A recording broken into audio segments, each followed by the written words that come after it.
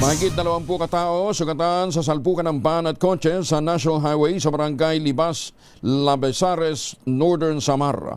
Detalye ng balita mula kay Jane Galit Bantayan, Aris 34. Jane, good morning.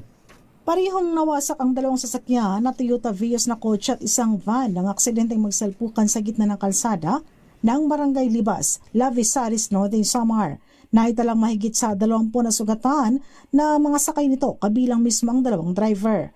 Minamaniho ang Toyota Vios ng isang 51 taong gulang residente ng barangay Dalakit Bayan ng Katarman, Northern Samar. Ayon sa ulat ng PNP, 5 ang sakay nito.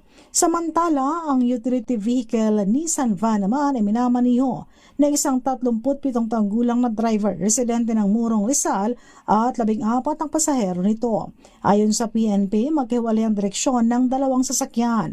Pagdating doon sa lugar kung saan naganap ang nasabing vehicle accident, kung saan pakurbada ang kalsada, biglang nag-overtake ang kotse sa isang sasakyan na nasa unahan. Sumalpok ang nasabing kotse sa nakasalubong na van. Sugatan ng lahat ng mga sakay o pasahero na agad naman ay sinugod ng MDRMO personnel sa Alin District Hospital. Sa lakas ng salpukan, nagdulot ito ng matinding pinsala sa dalawang sasakyan. Patuloy pa ginagawang pag-iimbestiga ng otoridad. Mula sa Aksyon Radyo Katarman, RH34 Jane Galit Bantayan ng DZRH. Una sa Pilipinas, una sa Pilipino. Daghang salamat, Jane Galit Bantayan.